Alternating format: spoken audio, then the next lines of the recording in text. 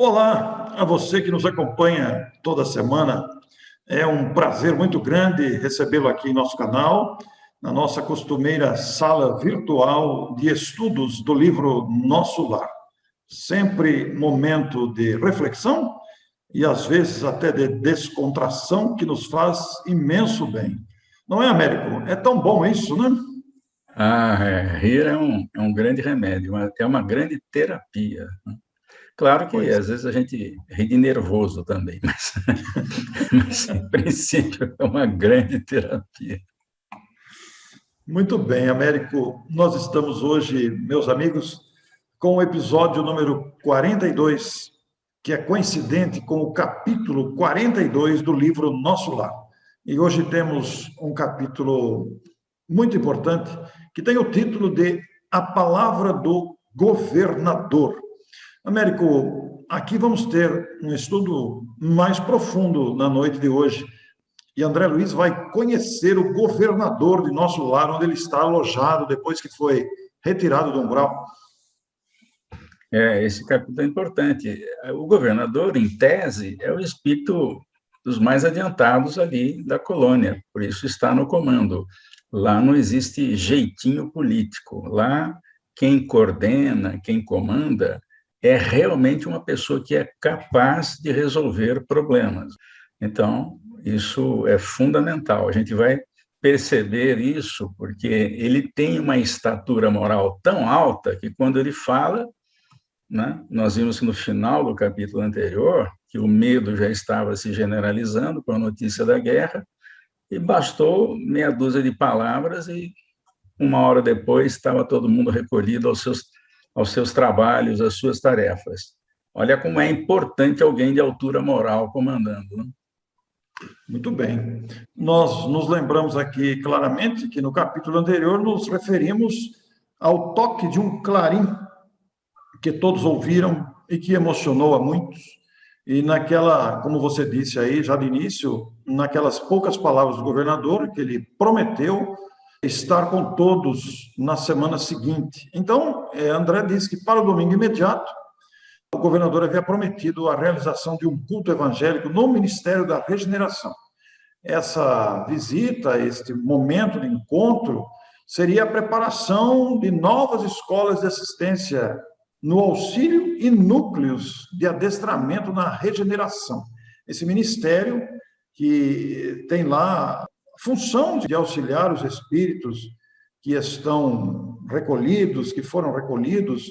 A nossa Narcisa está destacando para o André que é um preparo para o serviço hospitalar urgente. E entre as providências desse serviço hospitalar urgente, você até citou aí no começo, estão os exercícios adequados contra o medo, Américo, o que causou até um certo espanto de André. Contra o medo? A própria enfermeira diz que às vezes as pessoas estranham essa referência, a preocupação que eles têm lá com o medo. No fundo, o medo paralisa, né, e atrai vibrações destrutivas. A pessoa fica paralisada se ela ficar com muito medo. E quem vai servir em plena guerra, os espíritos, ainda que eles não possam levar tiro e morrer de novo, né? Então, eles têm que ficar perto lá das situações difíceis, muitas vezes. Eu não estou falando do pessoal que trabalha em nosso lar, que vai receber uma parte dos refugiados já no mundo espiritual para atendimento aqui na região brasileira. Os espíritos que estão no fronte, eles precisam ser treinados para não sentir medo. Primeiro, porque ninguém vai levar tiro, né? E vão ajudar aqueles que estão desencarnando a sair daquela região difícil, né? Então, esse é um treinamento fundamental. Inclusive, a Narcisa acrescenta um comentário aqui para André, né, que o medo é um dos piores inimigos da criatura, porque ataca as forças da alma, as forças de reação, as forças de iniciativa. Daí esta providência que no cenário de emergência coloca o treinamento contra o medo, já que a calma, como ela mesma afirma, a calma é garantia do êxito. E ainda acrescentou que mais tarde André compreenderia esse detalhe do imperativo de serviço. E nós vamos ver aqui na sequência do texto, Américo, que o próprio André vai declarar aqui que ele tinha a impressão que toda a vida social do ministério convergiu para aquele grande salão natural. Ele estava numa expectativa muito grande, porque, afinal de contas, ia conhecer o governador e teve a honra de integrar o quadro daqueles cooperadores no trabalho de limpeza, ornamentação do grande salão, e aí ele teve essa impressão realmente que todo mundo ia para lá. E desde a tarde do raiar de domingo, muitas caravanas dos departamentos regeneradores chegavam ao local. E é mais interessante também, Américo, que faz referência aqui aos meninos cantores, indicando a presença de espíritos com estatura, ou pelo menos com aparência de crianças. Isso é para a gente pensar, né? Por que tem criança lá? Bom, primeiro, a gente sabe que aqueles que desencarnam com tenra idade e não reencarnam em seguida, ou próximo do desencarne, acabam crescendo na vida espiritual. Mais rápido, talvez, né? Porque não tem os óbices da matéria densa aqui. E aproveitam esse período de esquecimento do passado e são levados a escolas, há referências dessas escolas em outras obras também do André Luiz. Então, as crianças participam lá, até porque é uma alegria, a criança pequena. É claro, estou falando daqueles que têm saúde, né? Porque às vezes pode se tornar uma situação muito difícil para a família receber alguém com alguma síndrome, com alguma limitação. Mas, de qualquer forma, mesmo crianças sindrômanas, elas são, às vezes, a alegria da família, porque são muito amorosas, né? Então, tem sempre um propósito esse estado do espírito quando reencarna. E, caso desencarnem, eles têm que ir para algum lugar. O André Luiz chega a falar, no livro Obreiros da Vida Eterna, e depois vai fazer essa referência em outro livro, que é o No Mundo Maior, que ele nunca viu uma criança desamparada na vida espiritual. Nunca viu. Por quê? Porque tem esquema. Ninguém deixa isso acontecer.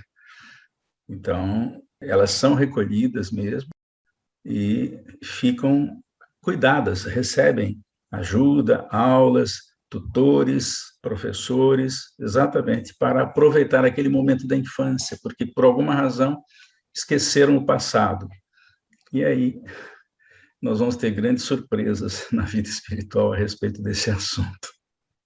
A sua fala, Américo, é muito consoladora neste momento de muitas mortes, né? Tanto por homicídio como por enfermidade, crianças maltratadas, agredidas e às vezes fatalmente. Essa fala é muito consoladora para aqueles que estiverem vendo, ouvindo conosco aqui, e mesmo esta citação que o Américo faz, ela surge num momento muito importante.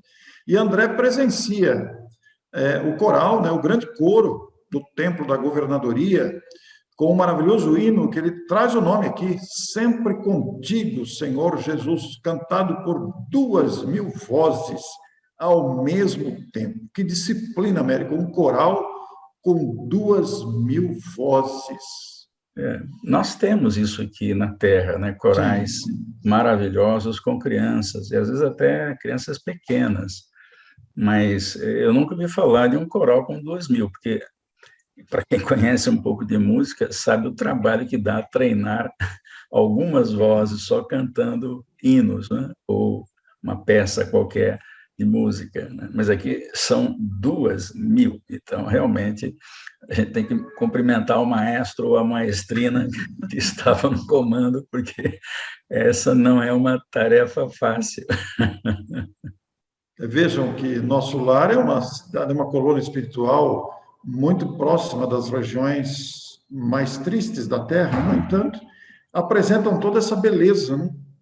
E André está tendo essas surpresas, porque ele vai dizer que havia permissão geral de ingresso ao enorme recinto verde para todos os servidores da regeneração. E o culto evangélico era dedicado especialmente a esses servidores, comparecendo, melhor dizendo, os demais ministérios por numerosas delegações. E ele vai ter a oportunidade ainda de ver pela primeira vez alguns cooperadores dos departamentos mais elevados de nosso lar, que são os ministérios da elevação e da união divina. E ele até faz a referência aqui que lhe pareceram vestidos em brilhantes claridades. Deve ser muito bonito, né, Américo? Ver um espírito desta categoria ali. A gente não sabe exatamente como é que é isso, mas a gente sabe, por exemplo, que o perispírito se amolda, não é? Há referências disso em outras obras, a gente vai até falar, tem até no Livro dos Médiuns isso. O perispírito pode assumir formas, né? E, portanto, a pessoa não precisa de roupa, conforme a elevação do espírito, ele molda o seu perispírito com a cor que ele quer, com o adorno que ele quiser, com qualquer paramento. Então, nós vamos ter muita surpresa, porque a gente não faz ideia disso, porque os nossos corpos são muito densos e a gente não consegue moldá-lo, né? Mas na vida espiritual eles conseguem fazer isso, dependendo da evolução. Então, eles podem se apresentar de uma maneira diferenciada por lá, né? Nós vamos ter muitas surpresas na vida espiritual, que não estamos acostumados a isso aqui.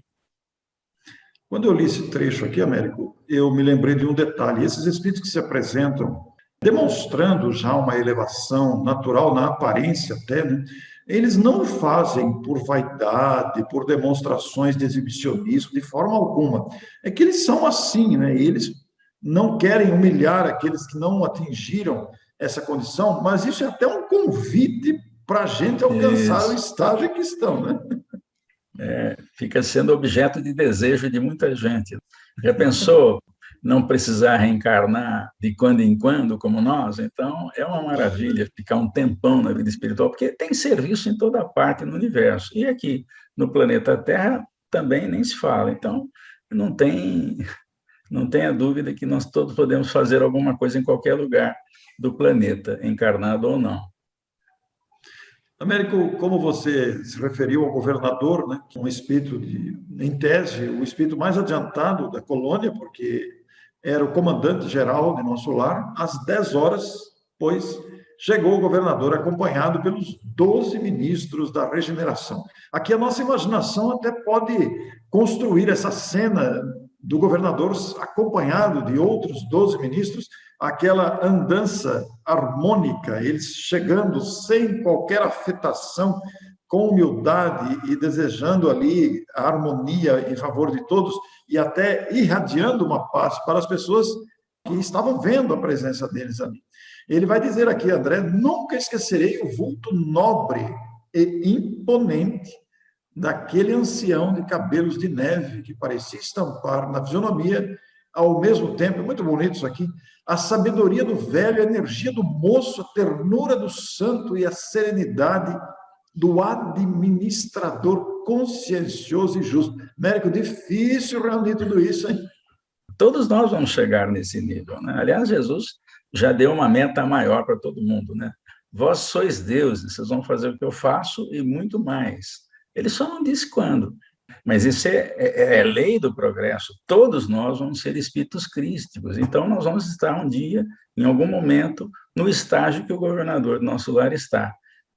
Uma sabedoria fantástica para os padrões terrestres, com uma ternura e uma serenidade contagiantes e consciencioso e justo, absolutamente justo. Então, quando tem uma pessoa dessa no comando, para onde ele falar, vamos, vai todo mundo. Por quê? Porque tem autoridade moral. Né? Deu exemplo de comportamento, né? Deu exemplo de comando justo, consciente. Sabe que uma pessoa dessa não vai dar uma opinião ou uma direção falseada, vai ser alguém que orientará com segurança. E André o classifica como alto, magro, envergando uma túnica muito alva, olhos penetrantes, maravilhosamente lúcidos, na palavra do próprio André, e apoiava-se num bordão, embora caminhasse com aprumo juvenil. Não envergou, América, era um governador, um ancião, e não envergou aí. Não sente dor na coluna, dor nas costas, dor na cacunda, como diz o sujeito. Ele só tem aparência de mais velho, porque o perispírito tem outra estrutura, né? Apesar de ter semelhança com o corpo, estou dizendo internamente, ter semelhança com o corpo denso aqui da Terra, porque é ele que o molda, é ele que molda o corpo terrestre, né? Então ele tem a mesma estrutura, mas ele tem uma outra estrutura energética de densidade de matéria que não fica com hérnia de disco, não tem dor, não tem calo. Não tem dor nenhuma, né?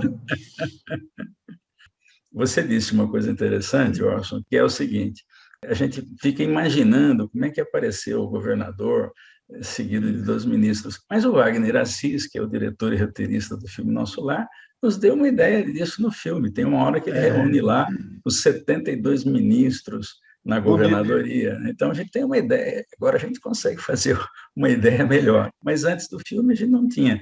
E essa informação que ele tem aqui, dizendo que ele usava uma túnica alva. Então, nem todos usam paletó, gravata ou roupa social como nós estamos acostumados, mas existe essa possibilidade de usar túnica, né? Então, eles lá usam isso aí. André, bastante curioso, né? Teve a informação de Salustio, que eu estava acompanhando também, que o governador sempre estimou as atitudes patriarcais, considerando que se deve administrar com amor. Isso é muito importante.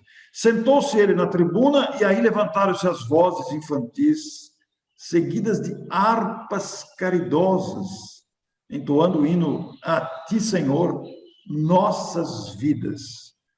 O velhinho, e eu noto aqui que o André gosta da expressão velhinho, o velhinho enérgico e amorável passeou a olhar pela Assembleia, e aí é interessante porque ele tomou o Evangelho, abriu, folheou atento, trouxe um trecho para comentar diante daquela Assembleia numerosa. E ouvireis falar de guerras e rumores de guerras. Olhai, não vos assusteis, porque é mistério que tudo isso aconteça, mas ainda não é o fim. Palavras do Mestre em Mateus, capítulo 24, versículo 6. É fantástica essa referência, né? Porque a maioria dos espíritos que seguem Jesus, aliás, a gente tem uma frase aqui para mostrar, Orson, ela mostra exatamente por que ele usou isso aí, né? Nós vamos encontrar uma frase que diz o seguinte: com o tempo, aprenderemos e aceitaremos o Evangelho do Cristo como o melhor tratado de imunologia contra todas as espécies de enfermidades. Essa frase é de Joaquim Murtinho, está num livro psicografado por Francisco Cândido Xavier, publicado em 1951, e que tem o título de Falando à Terra, e está no capítulo 22, como se pode depreender aqui do texto. Então, o Evangelho de Jesus é o caminho. Todas as perguntas que nós fizermos têm respaldo no Evangelho. Jesus não esqueceu de dar nenhuma diretriz, né? Então, por isso que ele usa, para começar a sua palestra, a sua aula, a sua locução, ele usa um termo do Evangelho, uma frase dita por Jesus. Aliás, Américo, esse é um hábito bastante comum nas esferas superiores. A gente vai ver isso em várias citações de André Luiz, inclusive, né? Várias. Os mensageiros vindos do alto abrem o pergaminho e leem uma frase de Jesus como solução às perguntas que fizeram. Tem um até que ele lê várias, né? Ele podia até citar de cabeça, porque eles sabem, né? Mas eles usam o pergaminho exatamente para mostrar que, olha, a frase está aqui, está escrito, foi Jesus que trouxe. O Asclépios, lá no livro Obreiros da Vida Eterna, ele usa vários trechos do Evangelho de Jesus para fazer a palestra. Ele não usa nenhum outro livro, usa o Evangelho. Claro que intermedia os próprios comentários entre uma citação de Jesus e outra.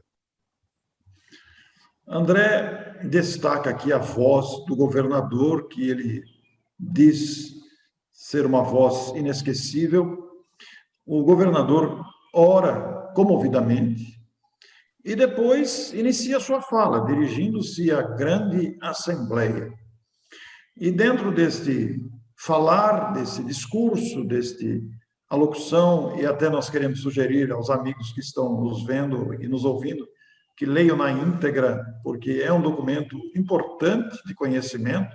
Claro que nós vamos destacar apenas alguns trechos, porque realmente se trata de um documento para ser lido e meditado. Mas dentro desta fala, ele vai usar a seguinte, entre as expressões: elevemos ao máximo o nosso padrão da coragem e do espírito de serviço. E aqui, Américo, na frase seguinte, que eu gostei muito, até comentei aqui com a Neuza, que iríamos gravar esse capítulo, e nesse capítulo constava essa frase, que é um convite para todos nós, diante do cotidiano atual, quando as forças da sombra agravam as dificuldades das esferas inferiores, é imprescindível acender novas luzes que dissipem na terra as trevas densas. Então, a preocupação é justamente essa, porque a sombra se agita com o mal, e as pessoas falando da guerra o tempo todo aqui na crosta e nas proximidades da crosta já no mundo espiritual, a falação não para, né? Só se fala nisso. E fica todo mundo com medo, e o medo atrai espíritos que gostam de insuflar ainda mais medo. Então, isso é um problema seríssimo. Tanto que é mais importante o treinamento contra o medo, isso está dito no capítulo, do que a aula de enfermagem. Olha só. Porque se o sujeito tem medo, ele não vai ajudar a nada, em lugar nenhum, né?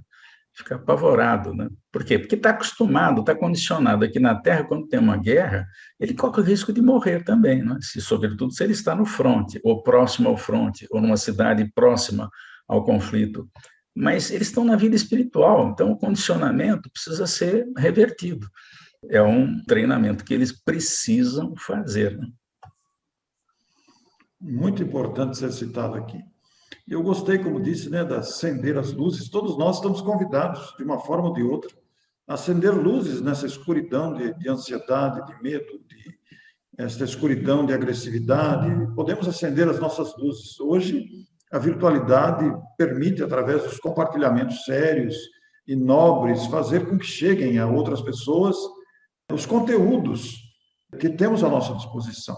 E o governador vai destacar, Américo, que ele não dirige a sua fala aos irmãos que já trabalham nas zonas mais altas, mais espiritualizadas, mas ele dirige a sua fala àqueles que ainda estão mais próximos aos serviços ali de atendimento de urgência, aos recém-chegados da Terra e mesmo aqueles que tentam desestabilizar a segurança de nosso lar com ataques mesmo de agressividade também.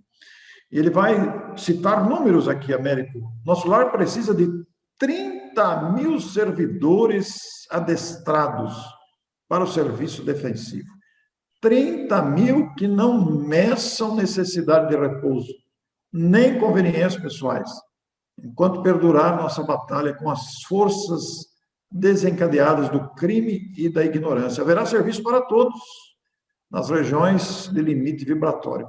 Américo, a gente lê isso aqui, e considerando o padrão de vida na Terra atualmente, aqui foi na época da guerra, que um grande desdobramento no mundo espiritual também, pelos milhares de mortos, que ali chegavam nas mais diversas condições de ódio, de vingança, etc. e tal, né?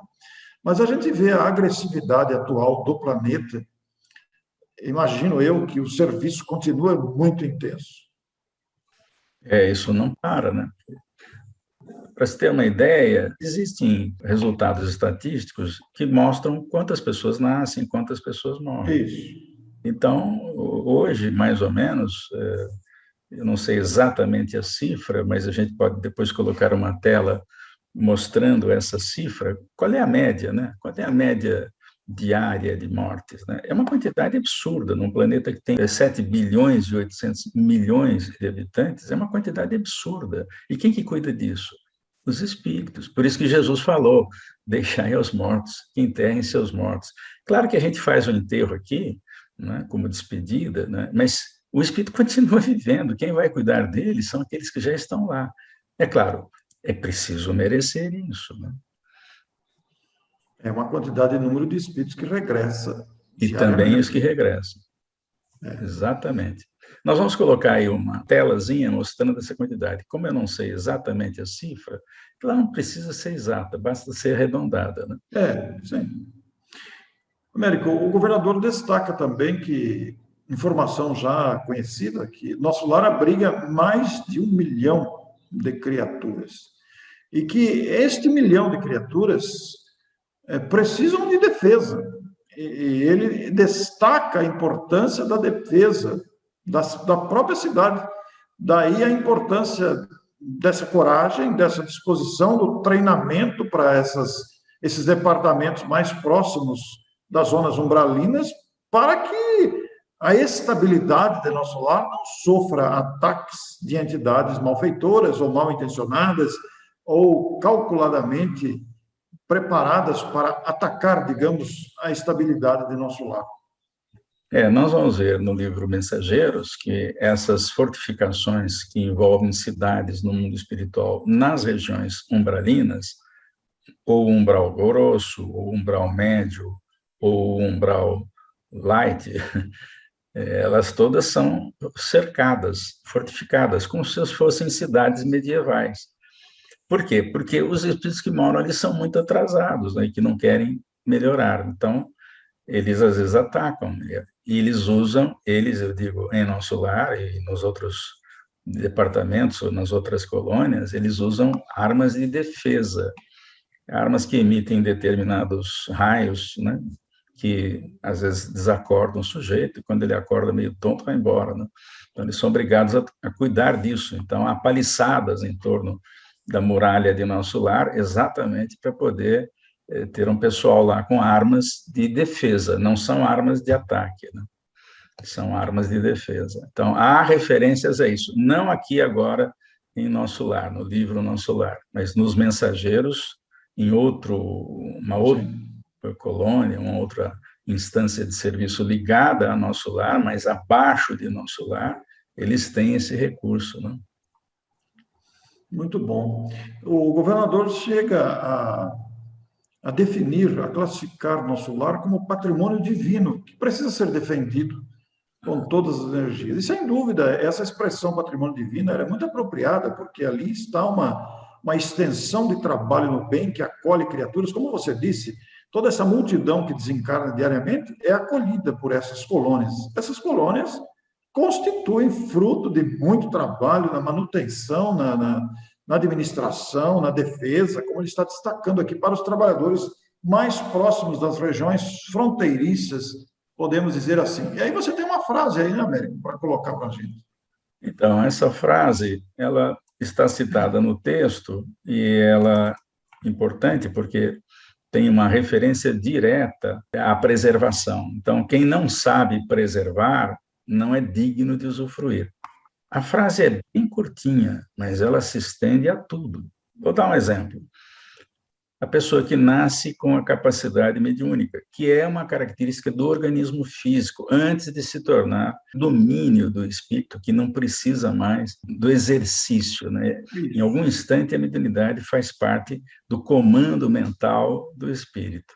Mas aqui na Terra, é uma faculdade que precisa de um instrumento no organismo denso para facilitar a comunicação. Então, quem não preserva, por exemplo, a mediunidade, deixa para lá e não faz o que deve fazer, não vai poder usufruir de outra encarnação com mediunidade tão próxima, né? Isso vale para tudo. Quem não dá valor à escola não vai ser digno de usufruir os resultados que a escola propicia, ainda que a escola terrestre fique ainda muito aquém das necessidades, mas é o que nós temos. Então, quem não preserva o que tem vai ficar sem. E isso não é castigo, Orson. Isso é para nos ensinar. Isso não é castigo. Isso é treinamento. Fica sem. Você deu o exemplo aí da mediunidade, mas, como você disse, também cabe para tudo. Nós podemos até citar quem não preserva a família, não é digna de ter uma família depois. Quem não preserva a natureza, quem não cuida da natureza, sofrerá os efeitos do desrespeito à natureza. Quem não preserva o próprio corpo, sofrerá os efeitos da negligência nos cuidados com a saúde. Quer dizer, isso cabe para tudo mesmo, né? E, inclusive para a colônia Nosso Lar. vale em todo lugar, qualquer instância do universo, e olha que o universo é grande. Aliás, não tem um só, deve ter mais. Se tiver um, o Criador é limitado, né? O Criador é sem limites, é absoluto, né? Américo, e tem um detalhe interessante aqui, por coincidência, né? Os amigos que estão nos assistindo não sabem desse detalhe, mas eu vou revelar aqui. O Américo, as frases que nós vamos ilustrar estão destacadas em verde para o nosso texto aqui, né? E como o Américo está falando em quem não sabe preservar não é digno de usufruir, isso cabe inclusive para a pátria brasileira, né? Está em verde e amarelo aqui. Quem não sabe preservar o país que tem não é digno de desfrutar daquilo que o país continuará oferecendo. Então, cabe para tudo mesmo. Então, que bonito isso.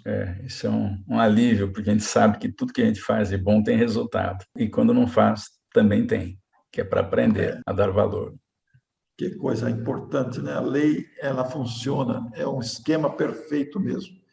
Muito bem, Américo. E por tudo isso, né, entre as considerações do governador sobre a defesa, André fala que ele continuou a discorrer por longo tempo ainda, trazendo várias informações, encarecendo providências de caráter fundamental, e ele confessa que jamais conseguiria descrever tudo que ele ouviu do governador.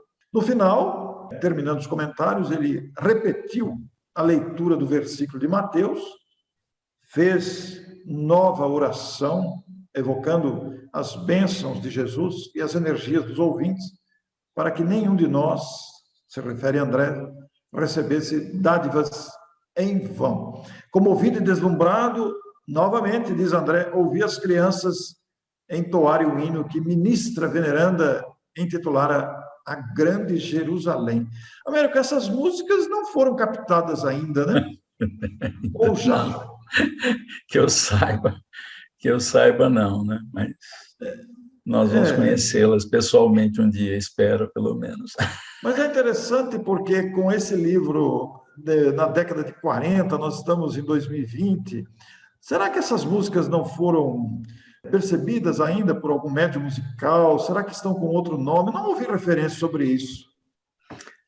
Porque às vezes o compositor capta a melodia, né? Dificilmente capta o nome da melodia, né? Mas isso pode ter acontecido, o que você falou pode ter acontecido. Pode ter acontecido, a gente não sabe. E a gente não sabe. Eu, pelo menos, não sei, eu estou vendo aqui o nome das músicas, porque algum espírito poderia ter ditado essa letra em psicografia para algum médium também. É uma informação interessante que talvez vale a pena pesquisar. Eu não me lembro, sinceramente, não me lembro disso. Mas há referências que isso é possível, porque, afinal de contas, isso tem lá no Livro dos Médiuns, né, que o homem de gênio, às vezes, capta informações na vida espiritual, chega aqui para trazer para a Terra. Aliás, ele já veio com esse preparo. Só que, ao longo do trajeto, ele faz, durante o sono, esses contatos do lado de lá, exatamente para aprimorar o seu trabalho. E quem passa a informação não tem a preocupação de, quem fez a música fui eu, não. Ele só copiou. Verdade. Eles não têm essa preocupação nesse nível de espíritos, né? Aqui que a gente ainda tem essa preocupação de fui eu que fiz e tal, né? Mas lá eles não têm isso mais. O capítulo é concluído com o parágrafo em que André se refere que o governador desceu da tribuna sobre vibrações de imensa esperança.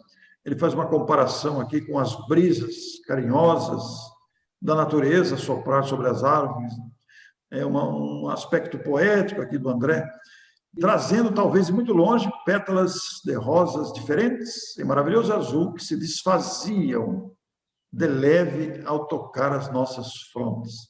Um espetáculo de beleza natural aí, enchendo o coração de todos de intenso júbilo. Américo, isso deve dar uma emoção, né, rapaz? Deve ser uma coisa indescritível para nós, né? Indescritível, né?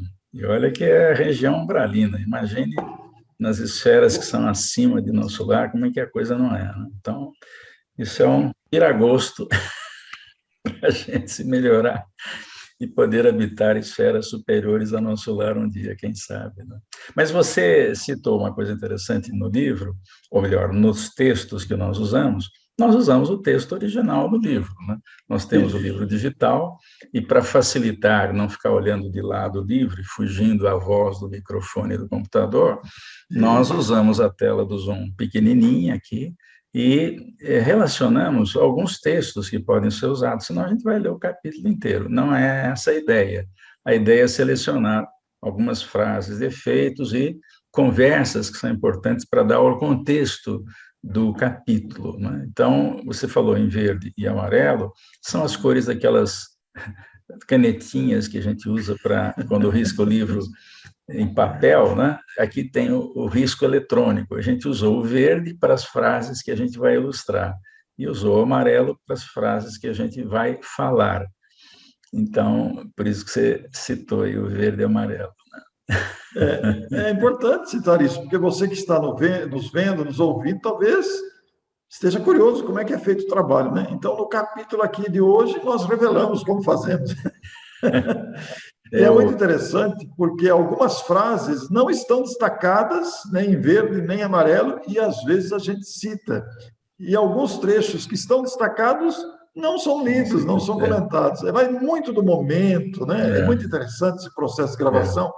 Até porque eu e Américo, às vezes, comentamos, quando terminamos, a gente fica feliz com a gravação, e tem dia que nem sempre as gravações saem como a gente gostaria, nem sempre alcançamos uma boa sintonia. São detalhes mesmo de uma gravação de um programa, que é com média de 30 minutos, às vezes passa um pouco, outras vezes é menor que 30, às vezes acaba rápido, às vezes as pessoas falam lá no chat, viu, Américo, mas já acabou? É, já acabou. É muito rápido, realmente. Mas que é muito agradável. A pauta é apenas um roteiro, né? Mas a gente tem essa liberdade de passear pelo roteiro. Às vezes a gente cita alguma coisa, outras vezes deixa até de citar, né? Hoje, por exemplo, tinha escrito aqui para falar um pouquinho mais sobre terror, né? Porque essa é uma preocupação do terror. E já que você abriu espaço, eu vou falar agora. A gente, Claro. às vezes a gente ensina filho a assistir filme de terror, né? Tem criança e jovem que adora, né? Mas isso é um problema, pode ser um problema muito sério, porque atrai espíritos que gostam de insuflar medo. E aí a criança e o jovem não dormem direito, não sabe por quê. Isso é complicado. Nós não devemos estimular esse tipo de coisa nos nossos filhos ou conhecidos, né? São experiências. Realmente, esse processo de gravação é interessante e a descontração que a gente usa aqui, que a gente ri bastante, é por nossa conta, viu, gente? Isso não é do André, não. Isso é nosso. Às vezes a gente ri da desgraça do André, toda vez que ele passa lá por uma dificuldade, porque a gente fica se imaginando, nossa, no lugar dele eu faria tal coisa. Mas agora, a gente, sabendo o que ele fez, vai tomar cuidado quando chegar lá do outro lado. Os textos de André constituem uma verdadeira advertência para todos nós das situações que vamos nos deparar. Então, estamos nos preparando para experiências que virão para todos nós. Sem dúvida. Muito obrigado a você que nos acompanha. Na próxima semana temos o capítulo 43, também no episódio 43, em conversação. Então, é a nova oportunidade de continuarmos. Muito obrigado e até a próxima semana. Até a próxima.